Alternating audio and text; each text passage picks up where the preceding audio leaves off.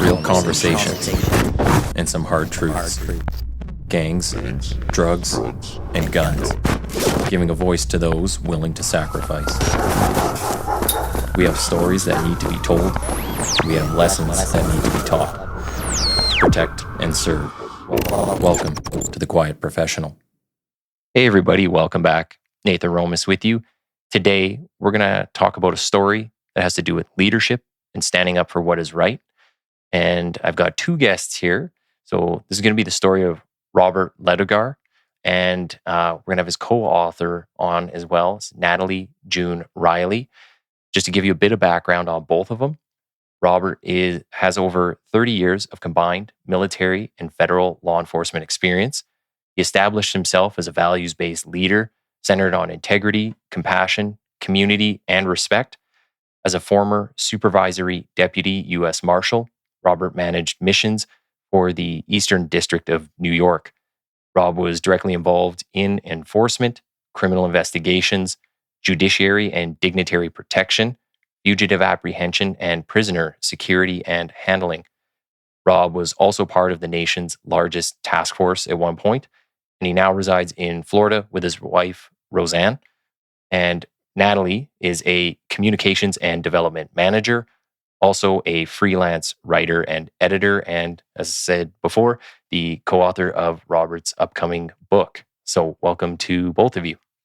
Thank you. Nice to meet you. Thank you so much for having us.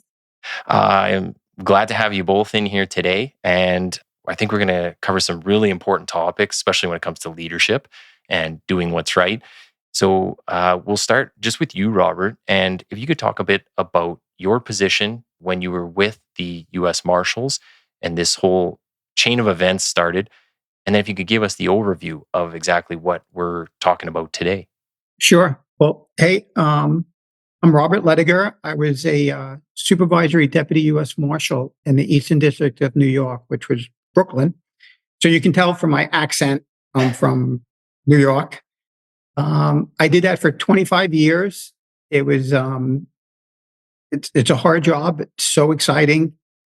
And I found myself in some muddy waters in, I think it was late 2014, late 2014 going into 2015. A young lady who worked for me came to me direct after she just experienced a long time of being bullied and harassed and, picked on by some of her male coworkers. And when she brought it to my attention, it had reached such a level that she was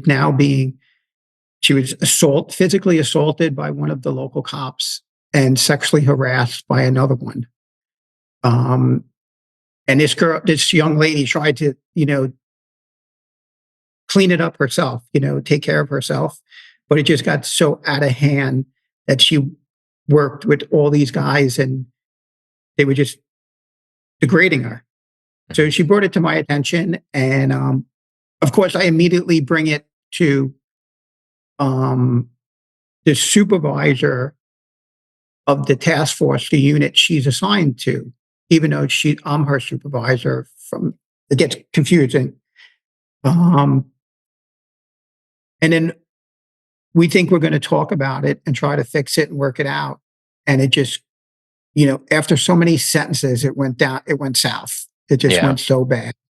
This other guy, the other supervisor, of course, is sitting there to defend the people that he's responsible for, which includes the young lady who I supervise because she's assigned to that task force.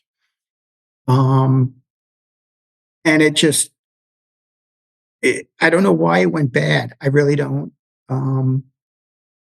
Between him and then I confronted all the men, the guys that she worked with, and it just, you couldn't have a conversation. You couldn't talk. It went right to arguing and yelling, screaming at each other, cursing at each other, to the point where, I work it's a male dominated unit. It's alpha males, it's like we're the best at this job. And like, so you're calling people out. And here I am, I'm the boss. So I have a little bit more say in the game here. And these guys, it got to a level like we were gonna fist fight. It was threats. It was cursing back and forth with each other, as I said, and then we had to bring it up to our bosses, the chiefs, and we did that. And our chiefs tried to separate everybody, and that lasted for a couple of days until we had to report it to headquarters, and internal affairs would get involved. But once we reported it to headquarters, it went real bad. Okay. Headquarters wasn't having it, what we were doing and what had happened, and they were trying to cover it up.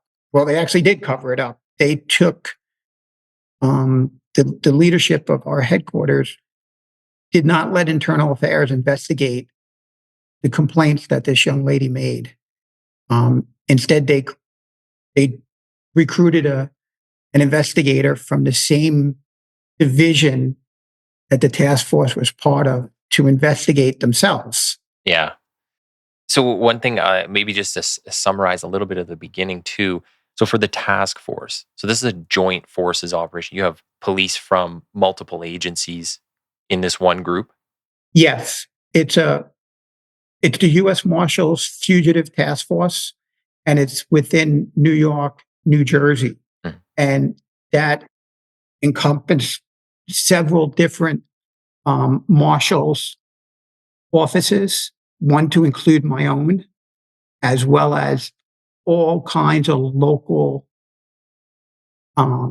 police departments, county police departments, county sheriff's departments, state police. Wow. And we also had liaisons, relationships with so many different federal agencies to take on major cases, worst of the worst felons within New York and New Jersey, and nationwide. And these task forces for New York, New Jersey, we had well over 300 people assigned to the task force. It was huge. Wow. Yeah. So in 2014, your subordinate, she starts experiencing a whole bunch of stuff from bullying and harassment to physical assaults. I think there was a sexual assault in the material I was reading too. And she brings this up to you coming into 2015. And as you go and talk to these people, they're totally not receptive, as you stated. And from there, 2015, I think it was August of 2015, is when you start reporting stuff up the chain of command or around that time. And from there, that's when a lot of stuff really turns against you. And now all of a sudden, all these conveniently timed allegations start coming out against you for all kinds of things. So I hope I kind of summarized that well. And if you kind of want to go from there and tell us some of the stuff. So now you're standing up for this girl, and what made you kind of go that direction and keep fighting the fight? So talking about you as a person. So, why did you keep pushing the issue, and what kind of kept your drive alive? All of that is correct. Yes, the timing that happened there, and what happened was, I didn't expect my agency leadership to ignore what this young lady was bringing forward. Like I know her. Yeah. People, we know the people we work with. You know their personalities, so some of the antics they did were true because their personalities. As far as the sexual harassment and the actual assault, the young lady who brought that forward, she knows it's true. Mm-hmm. She has no reason to lie when there was other people that witnessed it. Yeah. So that it was true. It was fact. It happened. But then these guys, they lied. They came right out forth and lied, and investigations revealed that. But because I stood up for her, you know, the easy answer is that's my job. My job is to report the truth and the facts up, and I did, and as well as to protect my subordinate, my coworker, my partner. And that's what I did, not ever expecting that I was going to turn and be a target of false allegations from my own agency, from people who weren't even in my agency, but my agency, took what they said as truth and went forward against me. I mean, Yeah. it just, you don't expect that at all, and I'm nobody special. I'm no superstar here of right and wrong, but it's, I'm old school, I'm 53 years old now, and I grew up, my dad always taught me, if somebody hits your sister, you better beat the shit out of them. Hmm. So, you don't you don't touch a girl, you don't treat a girl or a woman the way they did, Yeah. regardless of what the job is. Yeah. And I think it's more the intrinsic stuff. Like when you, like you said, it could be the easy answer is just, well, that's my job. But I think it speaks to the character, right? The character side, how you're raised, what you hold as your kind of your morals and your values. I do want to jump to Natalie real quick and just ask how did you become involved in this project and getting involved in telling this story? Well, I heard Bobby tell his story, and in that conversation, I suggested that he write it down, and whether he ever decided to publish it or not, that was worth writing down and keeping or burning or whatever he decided to do. By trade, I'm a writer and an editor, and I help people publish their books. And part of that is because I believe there is great catharsis in telling our stories and sharing them with others. And I could see that Bobby at the time was really eaten up about this. I mean, it was a huge hit that he took for doing the right thing. Also, I love the underdog story. And I just love to see how people overcome. And I think those stories are important. So I suggested it. And then one day he reached out to me and asked if I would help. And I can tell you, Nathan, that I've been doing this for many years, Hmm. helping people with stories. But taking on Bobby's was a little daunting, because it's such a big case, and I take a lot of responsibility when I help people with their books. And this story is so big and so important to him, that there were days I'm like, oh, I don't know, this is big. And but at the end of the day, there's something that I can do to help him and help others who are going through the same sorts of things that he's been going through, then I'm going to do that. Yeah. And Bobby has been very forthright. He says he's nobody special, but he had hundreds of character reference letters that he sent to me from people that he's worked with and know him, friends, family, coworkers, and they have nothing but amazing things to say about this man. So, he ethically, he did the right thing. He throughout his career, like he says, he's no angel. None of us are, but he got all these accolades and people saying that they would trust, their life, they would put their lives in his hands. They trust him that much. Yeah. You can't have that much response and think that he did something wrong here. And he also has people in this book who are putting their names out there, telling their part of the story, and if somebody's willing to do that, then I feel like they're on the right side of the truth here. Yeah. And so to me, I don't, it was just a no-brainer to help do this book. And he's just a great guy. He would give you the shirt off of his back. And Yeah, well, I would say law enforcement definitely not good at writing their own stories down, and they probably should do a lot more of it because we see a lot of things. But yeah, and this will come to a question that I'll ask you later for Natalie, just about capturing the level of detail and how you actually convey that. How do you make it concise but still informative? I guess would be the word. So just kind of back to talking to you, Rob, just on some of the details here. So we're at a point where you're now involved in standing up for this person. And I want to say, like, on the leadership aspect, a lot of people say leadership, but I don't think you have true leadership until you're actually sacrificing something of yourselves. Even as small as like people, Natalie was saying, people write in for your story and put their name on the line, right? I'm going to back this person and say that I believe them, I would trust them. That's a small component of leadership. And what you're doing in this here is like you're putting a lot on the line. So that's showing true leadership, right? Otherwise, I think we're just talking about management. If I'm just submitting the paper just because I have to submit the paper, like that's just management. That's not that's just doing your job. But so I think this goes beyond that, right? And one of the stories that saying before we were recording, it reminds me of is Peter Friselli's story. And I had him on here recently as a guest on the ATF side of things and standing up for what is right. And I mean, he went through a lot of similar things to your story. So yeah, it's very reminiscent of that. So just back to talking about these events here for you, Rob.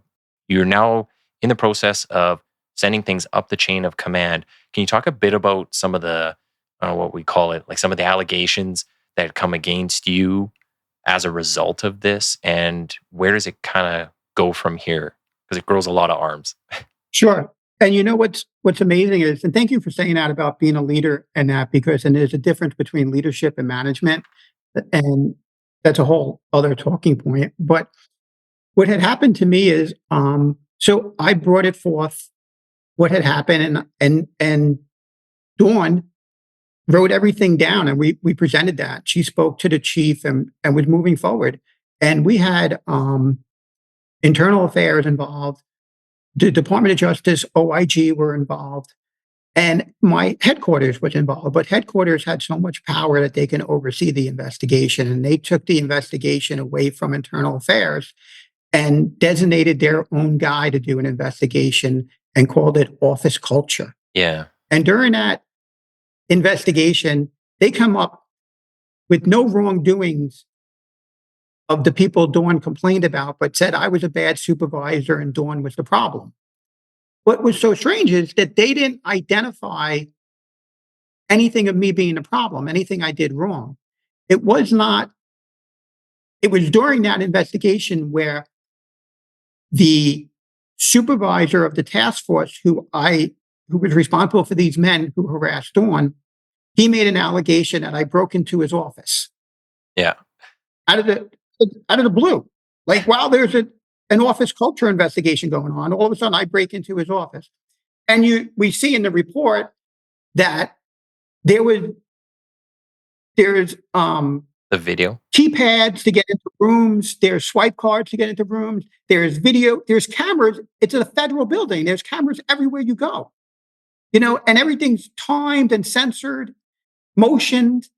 So there was no evidence, but that case was kept open, which we all know in law enforcement, if a case is kept open against a person who's a target, you're in limbo. You're screwed. You can't promote. You can't get any special qualification. You can't get any special details. Yeah. Nothing. You're pretty much on administrative restriction. You can't travel, things like that. It's the same in Canada. So we have similar issues, right? And depending on the severity of the investigation and a few other things, but you can have all kinds of stuff done to you and nothing substantiated, right? Nothing. You haven't been convicted of anything. Yeah. It's just allegations.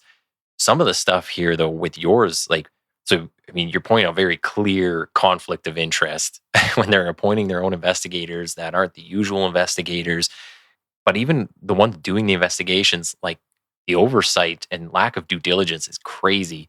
When you're talking about this breaking into the office, as we were saying beforehand, like I would just tell the investigator if they asked me a question, be like, go watch the video. You'll have this solved in 2 seconds. So why are you even talking to me? Maybe you said that at that time, but that's how I would probably come at it. But then they start throwing out stuff about, like, they say you're using racial slurs in the office all the time. You're like, nobody's complained about this. Like, where are these complaints? All of a sudden now, conveniently, we have this issue. Then there was stuff going on down the road where they're saying you're a silent partner in a gym with a convicted felon. You're stealing property from arrestees. Like, the allegations know no bounds, and they're throwing everything out there. So how did this kind of play out? All these investigations come in. Maybe you can tell the audience about how this plays out, the amount of interviews you had to do, and I guess a lot of the questions were recycled throughout them. They were, and that's not allowed either, to have to be Q&A'd on the same topic when it's been investigated or done, whatever it is. But it's very stressful, it's very frustrating, and it's very funny because you're an adult. We're all adults, and you're just waiting for a smart person to intervene and shut this down. And the only smart person that could intervene and do anything was my chief, who backed me 1,000,000% to this day. But then they went after him. Okay. And that's a whole other thing. And he's the one who defended the girl who I defended.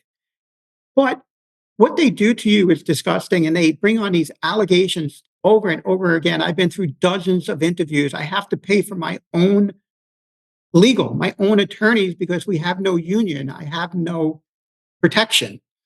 And they just bombard you, and it's lies.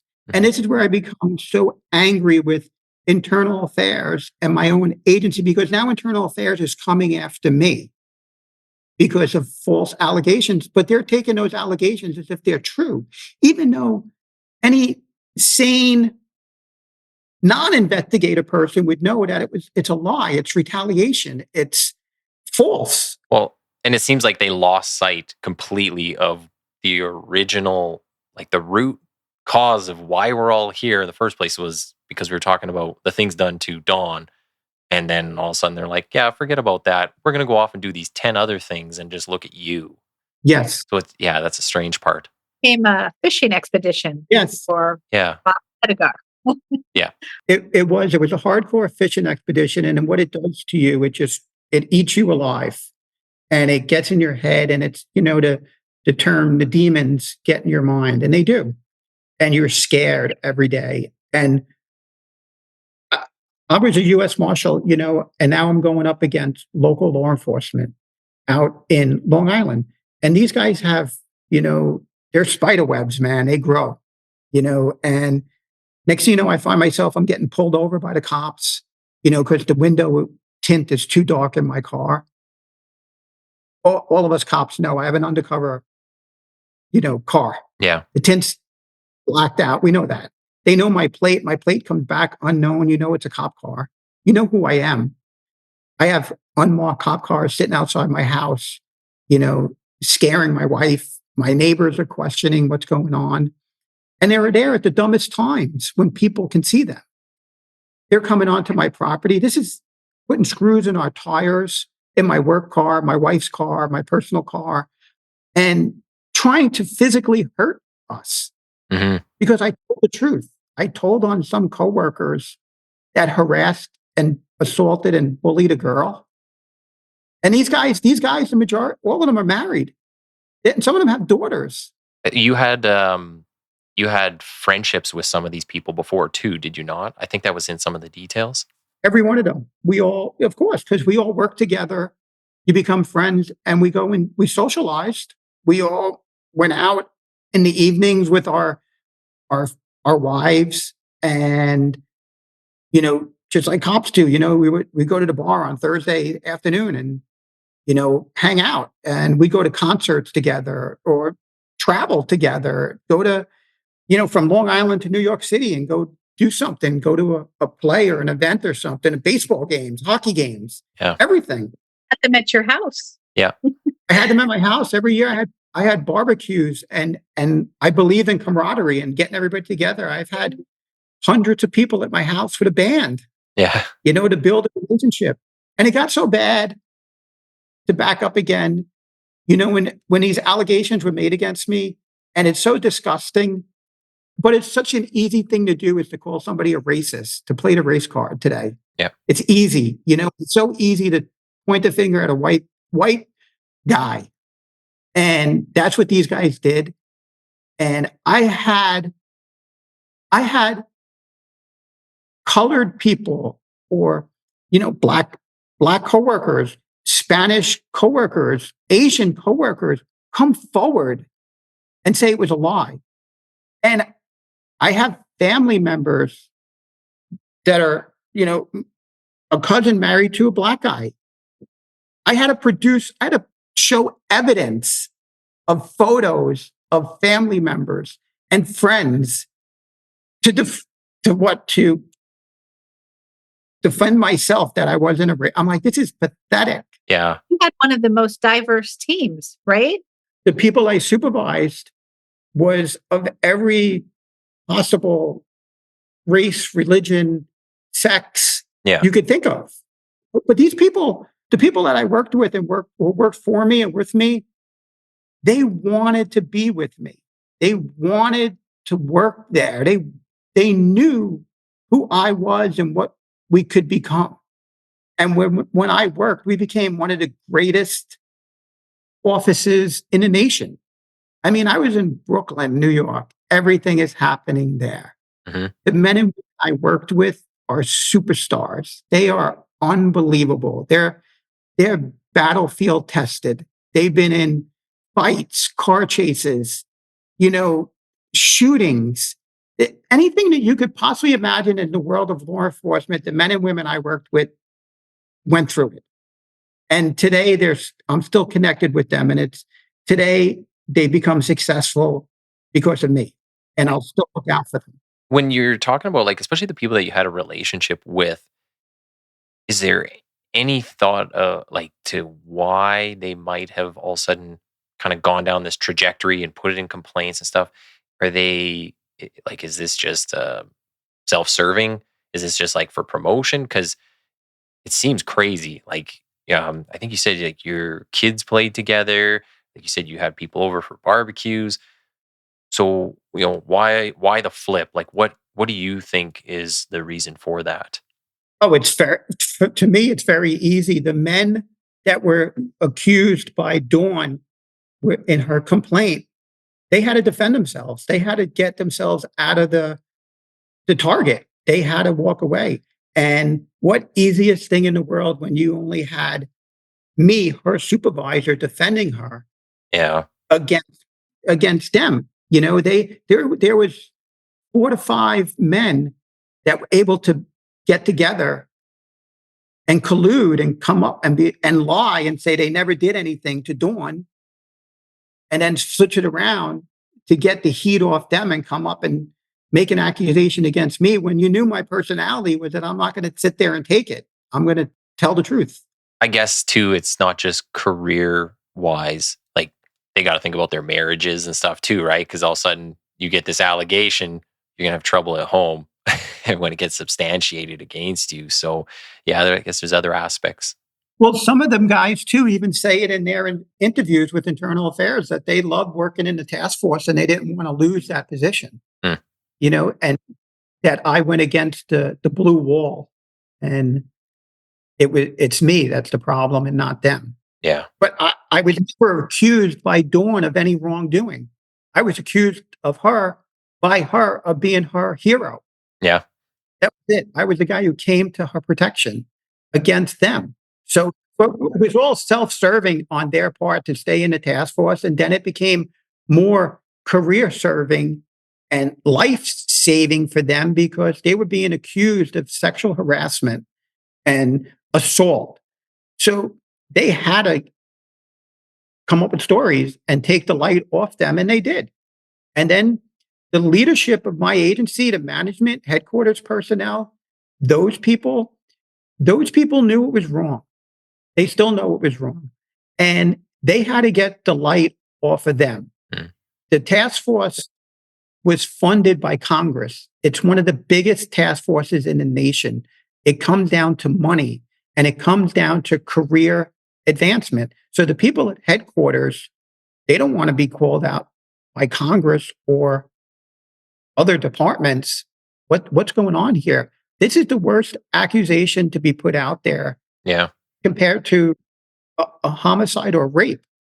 You sexually harassed a female who is a U.S. Marshal, and other U.S. Marshals and local law enforcement let it happen. Mm-hmm. A lot of heads would roll. Yeah. I wonder too, when you talk about, especially at the leadership level, right? Or the higher ups in the management, and it's just why nobody, well, I shouldn't say nobody, because there were people that backed you there, but just it seems like such a small group willing to actually stand up for things, and then you have everybody else is scared, worried about themselves, and it's just surprising. It's like, how did all these people get promoted in the first place? Isn't that the kind of, like, aren't we supposed to promote leaders? And yet everybody's just going through the motions and getting higher and higher in management. One of the things I wanted to ask too was just on like the protections for you. So you're bringing this up, allegations are coming out against you. As a federal officer in the US, you don't have an association or a union. You have to buy membership into some sort of protection like an association. And then what happened there? Because I saw a little bit of details on that. So, yes, we have, as a federal agents, we have no union. Government employees, we have no union.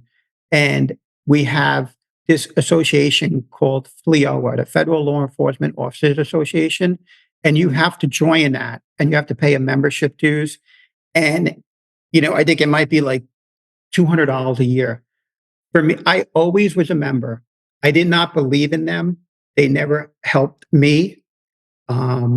Nobody I know of today has any positive comments for them, FLEOA. It's just like it is. It's an association. They get discount tickets to the baseball game or to a cruise, they get nothing. And they have a legal service. Well, for me and Dawn and the other marshals, the bad guys in this, they had FLEOA as well, and they went to FLEOA, and FLEOA was helping them. But Dawn had went to FLEOA also, to the main attorney, and she gave him a copy of the complaint. And then mysteriously, the 2 to 3 marshals involved in this who went to FLEOA had a copy of Dawn's complaint. And then they had legal protection by FLEOA, and they went that route. For me, I didn't use them. They wouldn't get involved because they were so involved with the other men and Dawn. And then Dawn got rid of FLEOA and had to get a private attorney as well. I had a private attorney. I also had the professional liability insurance, which was nothing for me. It did not do anything whatsoever for me. They wouldn't work with me or my lawyer. So I totally don't believe in it. I hope they help other people. They never helped me. But what I was very, very lucky and fortunate is that the National Police Defense Foundation heard of my story. Other people were part of that foundation and brought my story to the CEO, to the president. And he went through problems in the past. And we connected, and he created a legal defense fund for me. Yeah. For me. He protected me over the government, over the Marshal Service. He believed me, which was amazing, and created this fund for me. So that organization saved my life. They saved me. They financially saved my life, and they still do it today. And it's the greatest thing that's out there. And I can't be more grateful to them than anything. But as far as FLEOA, for me, they suck, and they're sloth. They suck. And what's really disgusting today with FLEOA is the president of FLIOA is a marshal, and he knows who I am, and he knows my story, Okay. and he did nothing for me. Wow. Which it's all it's self-agendas. Yeah. They have it's selfishness that they're all looking to get ahead. And they want to hurt whoever's below them. Even though I was a supervisor, I had a title, but these people have these executive titles and they abuse their power and their positions. For what? All they had to do is tell the truth and follow their own policy, separate everybody and remove people who are not even U.S. Marshals on the Marshals Task Force. Yeah. And look out for your own employee. They failed their own employee and then they failed me. And they knew people were coming after me because they read the interviews. Internal Affairs found out that they were coming to hurt. They wanted to hurt me and my wife and my family. And my own agency did nothing to protect me at the executive level. Yeah. They knew. Well, I think that in, like we were saying, the difference between management and leadership. I mean, as soon as somebody's got something at stake, you really start to see who's going to stay in the fight and everyone else is just getting the hell out of Dodge. With all these investigations that open up against you, all these allegations, I want like the audience to understand, like, this is still ongoing. You just had a decision that came through on some part of your events here, but with these investigations, can you kind of just give us like a time frame and explain how long some of these actually went on for? And just that, like, I guess there are a few years, some of them stayed open, and where maybe some are at now, are they all closed? Yes, all the investigations against me are closed. I was under internal affairs investigations for almost 5 years. Wow. While I was active. I was a supervisor. That's the other thing. You're still allowed to supervise. Yeah, but you know what they do is they propose removals. They try to fire you while they're investigating you. Mm-hmm. And they did that. They proposed to fire me one time, and then they were still dropping more charges against me. But it was internal affairs charges, administrative. But there was no criminal. I had criminal words used against me where they said I was stealing drugs and taking drugs and selling drugs, and I was stealing evidence, and I was in partnership with a known felon, that I was living with a felon. You just can't make it up. You can't make it up. And then they want to go after you with the silly professional responsibility accusations. Oh, and acts, what if, well, just spontaneous, like, oh, do you misuse your government car? Do you drink and drive? Do you lie on your timesheet? Like, what are we doing here? Like, Yeah. what is this? But the investigations started in August of 2015 and went up all the way until April 2020, 5 years. Wow.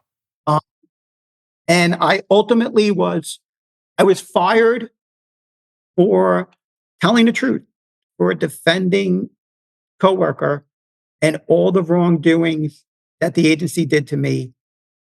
They fired me during the worldwide pandemic when I had 70 days to retire and everybody was working from home. And then I had to go to a court called the Merit System Protection Board, which is a joke. It's like a kangaroo court. Government created, supposed to be for the employee. I was that went on for about 2 years. And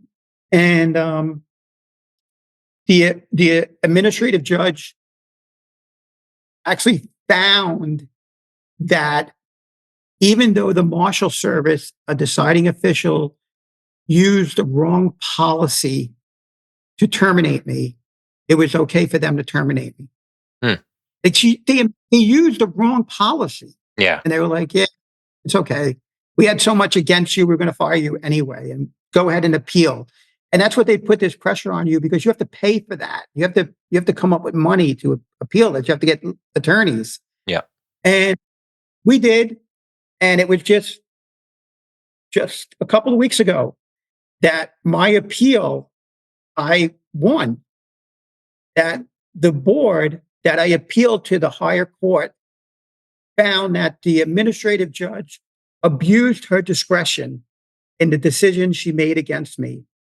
And the appeal board moved for my case to go back to the lower court, and for me to be given due process, because that judge denied me people to be witnesses, and denied depositions, and denied an eyewitness in my support that would have brought forth more the truth of what happened to me of being retaliated against. So right now you're fighting to get your pension. No, we have, No? We have some goodness that came out of this. Was in 2022, I had connected, well, prior to that, but it was 2022 because of the help of two ex-FBI agents who were whistleblowers. They heard of my story. I became friends with them, and they educated me and they taught me about the Office of Personal Management. And if it was not for them and knowing how to use the government against the government, I successfully retired. I retired with my 32 years of government service. And for the last 2 years, I've been collecting my pension. Oh, thank you. And Thank God. thank goodness. But now my appeal is still before the court for me to be retired through the Marshal Service to receive back pay, attorney fees, and additional expenses of what's going out there. And ultimately for my name to get cleared and to win in court. And just before, I'm going to jump to Natalie here shortly, but I want to maybe just clarify for you, Rob. So with you, you're looking like with this retirement, you would retire and it basically wouldn't be on your record that you're fired. You would retire like of your own standing. Yes, sir. Yes, it would be what they call in the States here, clean paper, in good standings. For me, I found somewhat closure in it that, I didn't break the law. I didn't violate any rights. And by being successful in my retirement with the government, I know I was not wrong. I was right. Yeah. Because I met the requirements and the qualifications. So it's insulting because of my own agency's actions against me that, I have to fight this and clear my name, to live peaceful. Well, I think a lot of people might actually wonder why. Like, okay, so they're screwing you over and they're doing all these things. Why would you want to retire with them? But I think you put it well. Like it's about your name, your reputation. You don't want to go down in history books somewhere in the U.S. Marshals Service as some guy who said case law or whatever it might be. But you also worked with a lot of good people there, and it's not all doom and gloom the whole time you're there. So like you can be proud of being a part of the U.S. Marshals Service and finishing out your career there. You obviously had people that you had to deal with throughout this that didn't have the best of intentions. But yeah, I think there is a lot to be said about going back and clearing that up. And then also coming out on the end of, I'm proud of the work I did and all the people we caught and things that, people that we helped. So yeah, I think that's a really good thing to do. I think it's a smart way to end it, right? For Natalie, I'm going to ask, how do you capture all this and how are you going to put it into a book? Because, there's a lot of stuff. Yeah, like I said, it was a daunting process. Bobby has, like I said, from the beginning, been very forthright. He and I have been had a lot of conversations. He's given me a lot of free reign into this story. And as I'm writing this, one of my biggest fears is that we're leaving something out, but there's just so much to it. I told him this book could be a Netflix series because when you open one door, there's a story behind there, and then you open another door in this story, and there's another whole story, there. So there's just so much to it. But really, I'm just trying to capture the nuggets that really propel the story to where Bobby is now. And again, he's just been so honest, and I've had conversations with the people that are in the book who have contributed their part of the story, and everything corroborates. Everything what Bobby says, these people say. There's no missing link. Yeah. So I feel like all the facts that I'm getting are solid. So I'm not like, oh, this doesn't match up, or this. Everything's solid. And every story, Dawn's story, and the other people who have contributed, it all fits. So it's been a bit of a puzzle, putting together a puzzle, but it's all similar story. You know what I mean? Yep. And I keep telling him, we've read through it a couple of times together, and like, what else? Is there anything else? And, right now his attorneys have it and they're going through it. And so that was one thing I yeah. was going to ask. Like, so, because some part of a process is still going on. So, what kind of considerations are there on the legal side? I guess, I don't know if it's civil, but also any kind of, could they still come at you for any criminal type thing if you're giving away something that was in an investigation, or, what kind of considerations are there when you actually put something into a book? That's the part that, keeps me up at night. But, like I said, his lawyers have it Okay. and they're ready. They are ready. This story needs to be told. And a big part of what I love about Bobby is that, throughout his leadership, he never flinched. So many people would have just stepped back and not done anything, or maybe not said anything because they didn't want to risk their career.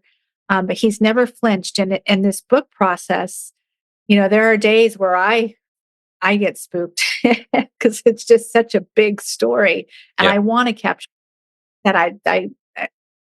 I hold myself responsible to telling this story accurately. But Bobby's like, no, he's just so encouraging, and he believes in what we're doing. He believes in the reasons why we're doing it. And I told him from the beginning, we're not doing this out of revenge. This is not a book about how do we get back at these people. This is a book about how I overcame, how I got through this, because I guarantee there are many out there right now going through it, or people in the future that are going to be going through this. And they need to see a light at the end of the tunnel. And these stories are that light. Well, I think when you tell a story and you're not, if you're doing it out of, like you said, revenge or something, I don't think you look at things with a clear mind ever when you're angry about something and you're going at it a certain way. But also, I guess you don't ever really know what those people involved are going through, or what's in their heads. So the only thing you can really do with certainty is tell your own story. Otherwise, maybe there's some guessing in there, or you put something out, then you're like, I That's will get in trouble for actually saying that. exactly it. And we focused on Bobby's story and what he went through. And it's really it was heartbreaking to write because, having had conversations with him, I could see how low it got for him and how bad. And I think capturing that that low point, Hmm. and then capturing at the end of the book where I'm not going to give it away, but it's a beautiful ending. What happened for him? Bobby won. Hmm. At the end of the day, Bobby walked away with his integrity. This is a story of moral courage.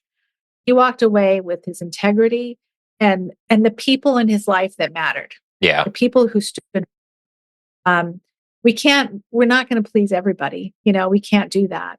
And certainly some people fell away, and it's probably better that they did. But he won at the end of the day. Mhm.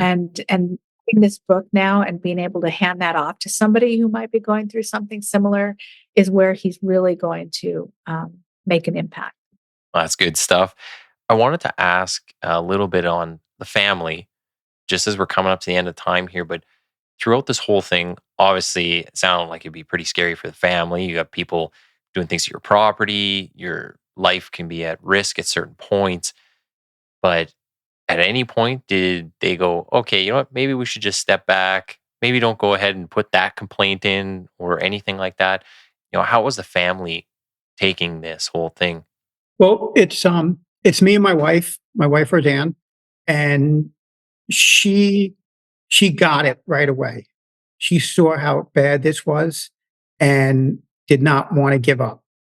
And she was most of the time stronger than me because it's in your head, and like what they say about you and do to you and treat you, it gets in your head, especially guys or girls like us that have accomplished something. You went through an academy and you earned a title and you performed, Hmm. do something, you're given these tools of a trade to perform, and you do that, and they take that away from you. But my wife didn't care. She's like, I love you for you, your personality, the way you are, and how we are. She's like, I don't give a shit about your badge, your title.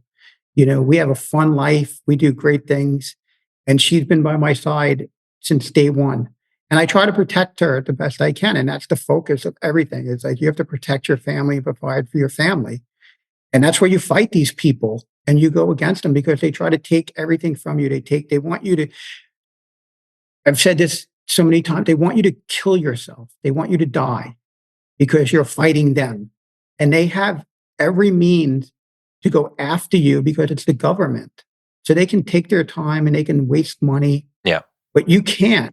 You have to fight, and if you can financially fight it, that's great. But that's why they win so much because people can't afford to fight. Well, and like you were saying, I think I truly think when reading your story and then even some of Peter Fuselli's story, like the amount of stuff that people throw at you, they they're only almost. I guess there can only be one outcome. This person goes and commits suicide. Like they're hoping for that because like it's not like I just threw one allegation out and kind of got you off my back. Maybe you left it alone, but like the amount of stuff that they're doing is crazy. Like it's above and beyond in any respect. So like what is their intended outcome? And I certainly think you hit it on the head there. That is one of their intended outcomes. Well, and by you killing yourself, that just shows that they won Yes. because then they can write up the narrative. Look what he did. So we know we got him. We told the truth, and someone like me, I'm not doing that, and I feel terrible for people that are in least problems than me or worse problems than me. Don't give up. Don't ever give up and stay with it and think it out, plan it, talk to people, get help. Hmm. And I had my wife and I had my family and friends and, my dad, you know, it was so, it was so important for my dad to be at the hearing for me.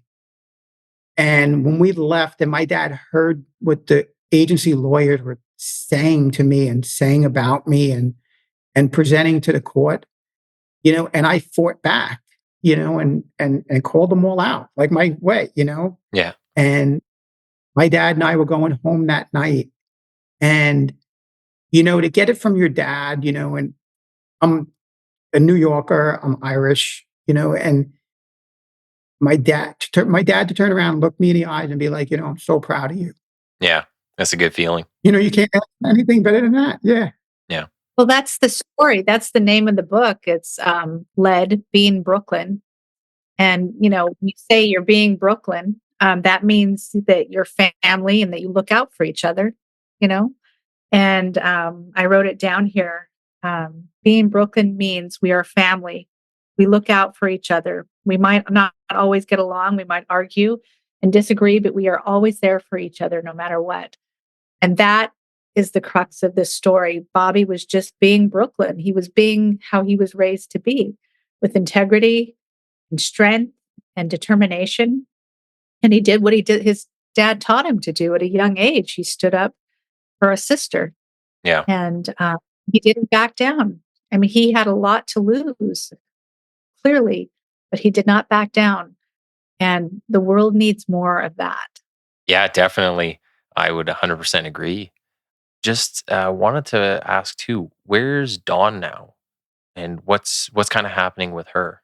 The one had a rough road. She actually retired, and she too, as well as I did, she sold her house in Long Island, and she moved um, out of state. She's in Florida also, Yeah. and she has family back in New York that she'll go and visit during the holidays. But she was she got out of New York. She was afraid.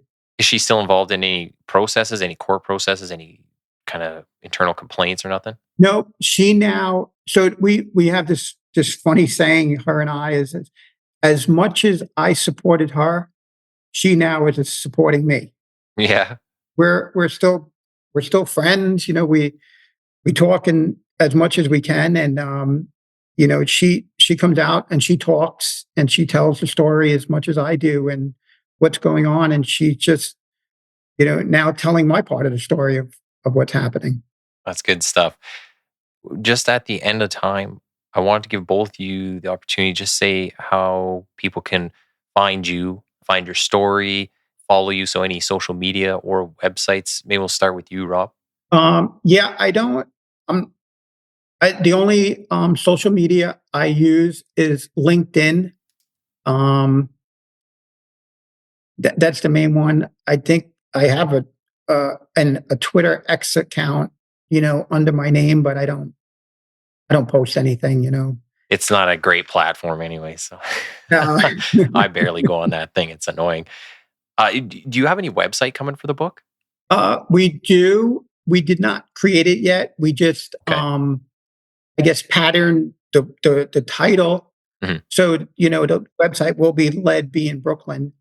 Um, but we're still dealing with the court, and hopefully the book comes out in fall, Okay.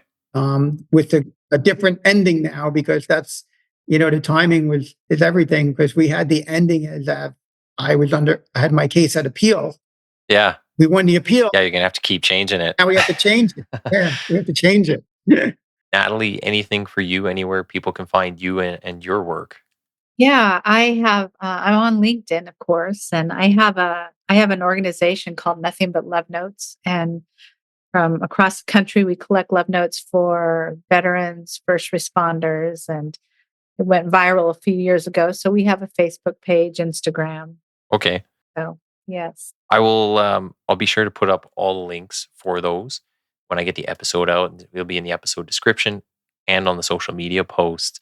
I want to say thank you, both of you, for coming on here and telling this story and getting this out there. I think we need more people like both of you doing all the hard work and sacrificing something, because this is definitely hard. It's definitely hard to be a leader, but we need people to do it. So yeah, I really appreciate your time, and yeah, I'll remind everybody to like, share, follow, and when we see the book out, I'll definitely get a copy. I'll put a review up for you because I've read most of the story already, I guess.